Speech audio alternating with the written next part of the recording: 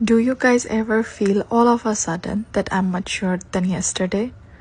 Because আমার মাঝে মধ্যে এমন হয় মনে হয় কয়দিন আগেও তো এক গ্লাস পানি ঢেলে নিজে খেতাম না অ্যান্ড আজ সেই আমি বাসার সবার জন্য রান্না করি life is so unpredictable right Never thought I would someday miss my school days or the life when I was a kid fighting with my younger sister over an ice cream. And today I myself witness same sort of silly fights of my own children.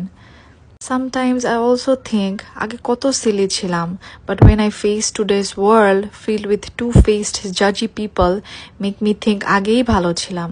But সত্যি বলতে I feel it really challenging that can I protect my children from the outside world? And as they're growing, soon will be free, going school, meeting new people.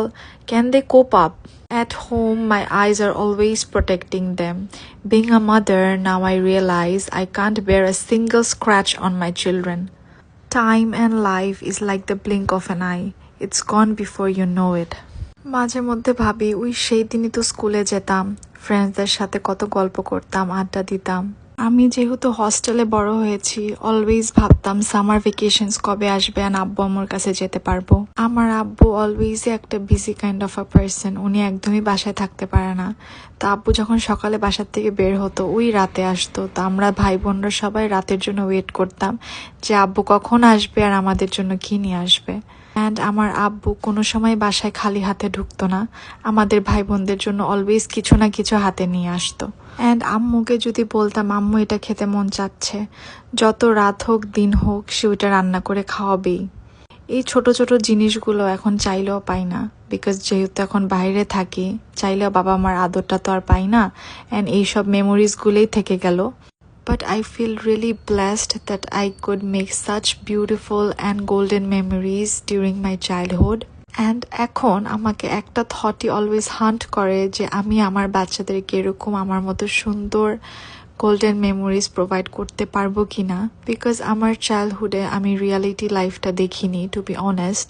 As আমি হস্টেলে বড় হয়েছি, নিজে independent হয়েছি ছোট থেকেই, আমি কোনো family or joint family politics এইসব দেখে বড় হইনি একদমই।